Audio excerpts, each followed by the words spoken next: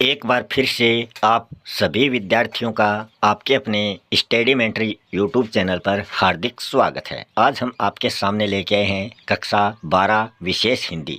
इसमें हम बात कर रहे हैं अंतरा भाग 2 के जो पद्य खंड से संबंधित अध्याय हैं उनके बारे में।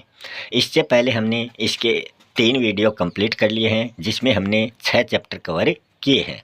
अगर आपने वो चैप्टर नहीं देखे हैं तो प्ले लिस्ट में जाकर आप वो चैप्टर देख सकते हैं। और अगर आपने अभी तक चैनल को सब्सक्राइब नहीं किया है तो चैनल को भी सब्सक्राइब ज़रूर कर लें ताकि आने वाले वीडियो की सूचनाएं आपको तुरंत प्राप्त हो सकें। आज के वीडियो में हम बात करने जा रहे हैं चैप्टर 7 जो मलिक मोहम्मद जायसी द्वारा रचित 12 मासा शैली में रचा गया है। इसके बाद में हम विद्यापति के कुछ पदों की चर्चा करेंगे। तो ये दोनों चैप्टर आज के वीडियो में हम करने जा रहे हैं। तो पहले हम बात करते हैं मलिक मोहम्मद जायसी की। पहला क्वेश्चन है प्रेमाख्यान परंपरा का सर्वश्रेष्ठ काव्य जो है वो कौन सा है? तो वो मलिक मोहम्मद जायसी द्वारा रचित पद्मावत को माना जाता है। इसमें प्रेम जो है उसका आख्यान हमें अधिक देखने को मिलता है। नेक्स्ट है जायसी भक्ति काल की किस शाखा के सर्वश्रेष्ठ कवि माने जाते हैं? तो ये प्रेम मार्गी जो शाखा है, ज्ञान मार्गी प्रेम मार्गी 2 भक्ति काल की ये शाखाएं हैं। तो उसमें ये प्रेम मार्गी शाखा के प्रमुख संत माने जाते हैं। इससे संबंधित और डिटेल में अगर आपको जानना है जायसी के बारे में तो आप हिंदी साहित्य की जो प्लेलिस्ट है उसमें देख सकते हैं। फिर हम बात करते हैं 12 मासा काव्यांग की काव्य शैली कौन सी है? तो वो है दोहा चौपाई शैली में इसकी रचना की गई है। नेक्स्ट क्वेश्चन है जायसी ने 12 मासा काव्य खंड में किस भाषा को अपनाया है? तो वो मैथिली भाषा के अंतर्गत इसकी रचना इन्होंने की है। अगहन देवस घटा निशी बाढ़ी, इस पंक्ति में अगहन से क्या तात्पर्य है? तो अगहन का अर्थ यहाँ पर मार्गशीर्ष मास को बताया गया है। मतलब मंगशीर जो महीना हिंदी महीना होता है उसको अगहन कहा गया है। जानहू सेज हिमचल बूढ़ी, इस पंक्ति में अलंकार की बात करें तो यहाँ उत्प्रेक्षा अलंकार का प्रयोग किया गया है। तो उत्प्रेक्षा अलंकार की पहचान जानहू शब्द से होती है। अलंकारों से संबंधित भी कंप्लीट वीडियो आपको प्लेलिस्ट में मिल जाएंगे, वहां पर आप देख सकते हैं। नेक्स्ट क्वेश्चन है केहिक सिंगार को पहिर पटोरा, पंक्ति में पटोरा जो शब्द है उसका अर्थ आपको बताना है। तो पटोरा का अर्थ होता है रेशमी वस्त्र। अगला क्वेश्चन है 12 मासा काव्य खंड का प्रमुख रस कौन सा है? तो यहाँ ये जो 12 मासा काव्य खंड है इसमें विप्रलंब श्रृंगार रस का प्रयोग हमें देखने को मिलता है।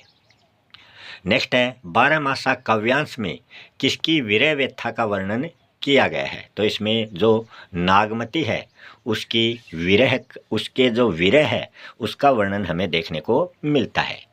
फाल्गुन के महीने में जोड़ी बनाकर सखियां कौन से खेल खेला करती हैं? तो वो चांचरी जो खेल है, एक प्रकार का खेल है जिसका नाम है चांचरी, तो वो खेल वो खेलते हैं। नेक्स्ट क्वेश्चन है सिंहल देश की राजकुमारी पद्मावती और चित्तौड़ के राजा रतन सेन की प्रेम कथा पर आधारित जो ग्रंथ है उसका नाम आपको बताना है। तो वो ग्रंथ है पद्मावत। ये राजकुमारी के नाम से इस ग्रंथ की रचना की गई है।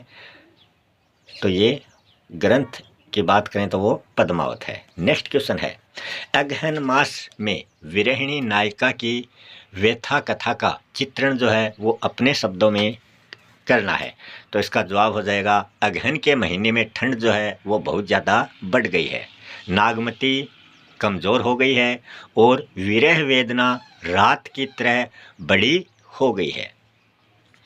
प्रिय के वियोग में उसकी रात जो है वो बिल्कुल नहीं कटती है, पल पल उसे अपने प्रेमी की याद आ रही है।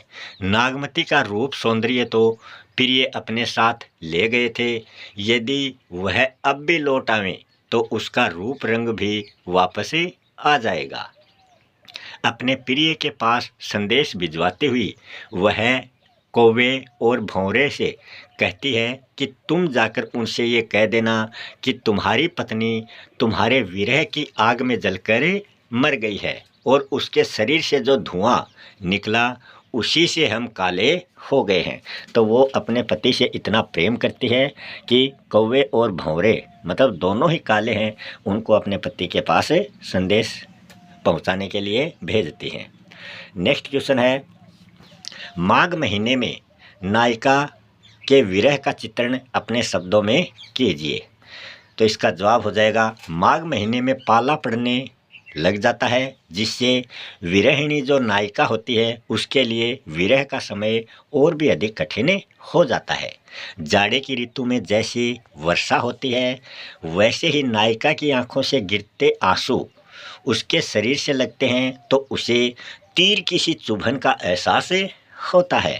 प्रियतम पास नहीं है तो वह न श्रृंगार चाहती है और न ही रेशमी वस्त्र धारण करना चाहती है, क्योंकि वह तो अपने प्रेमी की अपने प्रियतम की आस में दिन भर उदास रहती है। विरह के कारण से वह धागे की भांति एकदम कमज़ोर और पतली हो गई है, जिससे उसके गले से हार भी नहीं टिकता। नायिका कहती है कि हे प्रियतम, यह विरह की पीड़ा उसे जलाकर मार डालना चाहती है। नेक्स्ट है, फाल्गुन मास में नागमती की विरह वेदना का वर्णन आपको करना है। फाल्गुन के महीने में पवन जो है मतलब जो हवा है वो झोंकों के साथ बहने लगती है, जिससे सर्दी बहुत ज़्यादा बढ़ जाती है और नायिका का जो शरीर है वो पीले पत्तों की भांति पीला पड़ गया है। समस्त वनस्पति जो है वो प्रसन्न हैं, पर नायिका जो है वो प्रियतम के वियोग में होली के समान उसका हृदय जल रहा है। सभी लोग फाग खेल रहे हैं पर नायिका को विरह के कारण कुछ भी अच्छा नहीं लगता है। विरह की अधिकता इतनी ज़्यादा है कि नायिका अपने शरीर की राख बन जाने के बाद भी अपने प्रियतम का सानिध्य वो पाना चाहती है। नेक्स्ट है, काव्य सौंदर्य आपको स्पष्ट करना है। तो 2 पंक्तियां दी गई हैं, उनमें किस प्रकार का काव्य सौंदर्य है ये आपको बताना है।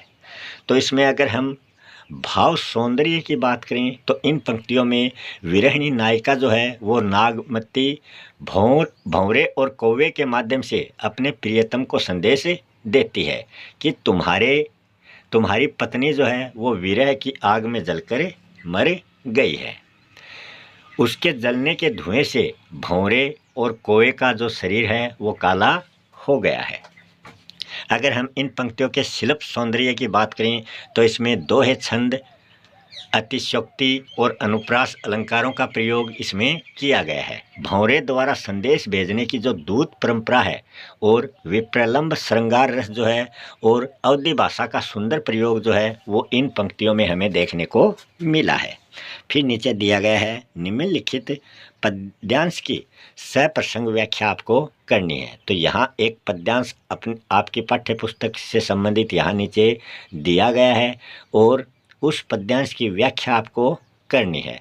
तो आप देखोगे ये पद्यांश आराम से पढ़ें, इनको समझें और फिर इससे संबंधित आपको व्याख्या किस प्रकार करनी है वो आप यहाँ पर देख सकते हैं।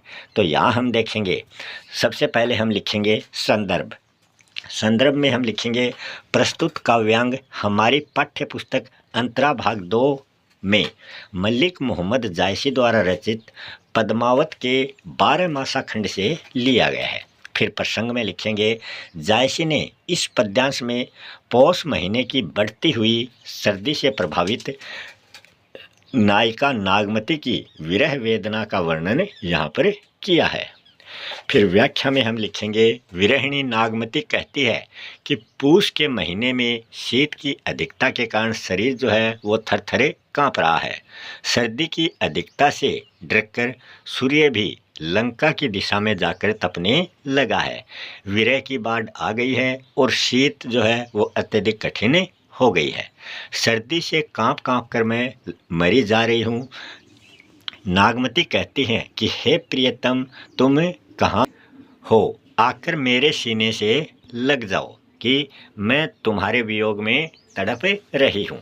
प्रिय तक पहुँचने का रास्ता बहुत ही लंबा है और वे कहीं आसपास दिखाई ही नहीं देते हैं। रजाई ओढ़ने पर भी जाड़ा लगता है और ऐसे लगता है जैसे सेज जो है वो बर्फ़ से ढकी हुई हो। मेरी स्थिति तो उस चकवी से भी बदतर हो गई है। चकवी जो है वो पक्षी है और वो चकवे से इतना प्रेम करती है कि जैसे ही रात होती है चकवा और चकवी दोनों बिछड़े जाते हैं। तो उससे यहाँ उसकी समानता की गई है, जो रात में अपने प्रियतम से बिछुड़ने के बाद में दिन होते ही वे पुनः मिल जाते हैं। किंतु नागमती कहती हैं कि मैं तो रात दिन कोयल की भांति विरह में पीऊ पीऊ कूकती रहती हूँ। रात में भी सखियों के अभाव में अकेली रहती हूँ। बिछड़े हुए पक्षी की भांति मैं कैसे जीवित रह सकती हूँ। विरह तो बाज पक्षी बना हुआ है जो जीते जी मुझे खाए जा रहा है और मरने के बाद भी वो मेरा पीछा नहीं छोड़ता है। अंत में नागमती कहती हैं कि विरह के कारण मेरे शरीर का जो रक्त है वो भी बह चुका है, मांस पूरी तरीके से गल गया है और हड्डियां जो है वो सूख कर शंख के समान हो गई हैं। यह विरहिणी सारस की भांति चीख पुकार करके मर गई है। अब तो प्रियतम आकर इसके पंखों अर्थात अवशेषों को ही समेटेगा। विशेष में आपको लिखना है, इस पद्यांश की भाषा जो है वो अवधि है। दोहा चौपाई छंद का प्रयोग इसमें किया गया है। विप्रलंब श्रृंगार रस का प्रयोग भी यहाँ हमें देखने को मिला है। अगले बिंदु में लिखेंगे, सर्दी से बचने के लिए सूर्य दक्षिण दिशा में चला गया, कहकर सर्दी की अधिकता यहाँ पर बताई गई है। अगले बिंदु में लिखेंगे, नागमती के विरह का मार्मिक चित्रण हमें यहाँ देखने को मिला है। अगले बिंदु में लिखेंगे, विरह सचान, विरह कोकिला जैसे शब्दों में रूपक अलंकार और धनी सारस होई ररी मुई में उपमा अलंकार का प्रयोग किया गया है। अगले बिंदु में लिखेंगे, सुरूज जड़ाई लंक दिशी तापा, यहाँ पर उत्प्रेक्ष अलंकार और अंतिम पंक्तियों में अतिशयोक्ति मतलब किसी बात को बढ़ा चढ़ाकर कहा गया है और अनेक जगह अनुप्रास अलंकार का प्रयोग यहाँ पर हमें देखने को मिला है। अब हम बात करते हैं अगले क्वेश्चन की, जिसमें है मलिक मोहम्मद जायसी का साहित्यिक परिचय जो है वो आपको देना है। तो इनके साहित्यिक परिचय की हम बात करें तो जायसी का जन्म सन 1492 ईस्वी में अमेठी उत्तर प्रदेश के निकट जायस नामक एक जगह थी वहाँ पर होता है।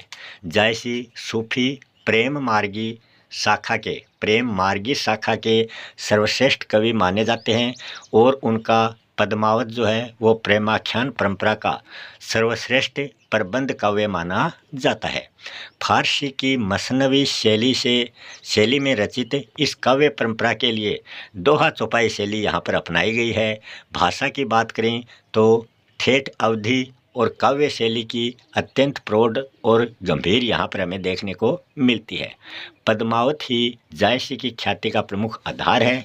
उनके अन्य ग्रंथ के नाम हैं अखरावट और दूसरा ग्रंथ है आखिरी कलाम। फिर हम बात करते हैं नेक्स्ट चैप्टर विद्यापति। विद्यापति में इनके कुछ पद दिए गए हैं, उनसे संबंधित हम पहले क्वेश्चन देख लेते हैं। पहला क्वेश्चन है, विद्यापति के पद किस भाषा में रचित हैं? तो ये मैथिली भाषा में रचित हैं। गोकुल तजी मधुपुर बस रे, पंक्ति में श्री कृष्ण गोकुल छोड़कर कहाँ बस गए हैं? तो वो मथुरा चले गए हैं। कवि ने नायिका के प्रियतम की किस महीने में आने की संभावना प्रकट की है? तो वो कार्तिक महीने में आने की संभावना यहाँ पर दर्शाई गई है। कुसुमिन कानन हेरी कमलमुखी मुदी रहे दू नयान, इस पंक्ति के आधार पर नायिका अपने नेत्र बंद कर लेती है। तो वो अपने नेत्र क्यों बंद करती है? जवाब हो जाएगा वन प्रदेश के फूलों को देखकर। नेक्स्ट है, कोयल और भंवरों की आवाज़ सुनकर नायिका की क्या प्रतिक्रिया हुई? तो उनके हाथों से उन्होंने अपने कान बंद कर लिए। नेक्स्ट है, विरह में राधा का शरीर किसके समान क्षीण मतलब कमज़ोर होता जा रहा था? तो वो चतुर्दशी के चंद्रमा के समान चतुर्दशी मतलब 14। नेक्स्ट है रानी लक्ष्मा देवी। रानी लक्ष्मा देवी पर मुग्ध होकर रमण कर रहे हैं। कौन रमण कर रहे हैं? राजा शिव सिंह। नेक्स्ट है विद्यापति किस राजा के अभिन्न मित्र हैं? राजकवि और सलाहकार भी वे माने जाते हैं, तो वो हैं मिथिला नरेश राजा शिव सिंह। नेक्स्ट है धरनी धरी धनी कतबेरी बैसई पुनी तही उठई न पारा। इस पंक्ति में अलंकार की बात करें तो यहाँ अनुप्रास मतलब एक ही वर्ण की आवर्ती हुई है और अतिशयोक्ति मतलब बात को बढ़ा चढ़ाकर बताया गया है। तो इन दोनों अलंकारों का प्रयोग यहाँ पर किया गया है। तोहर बिरह दिन छन छने तनु छिन चौदसी चांद।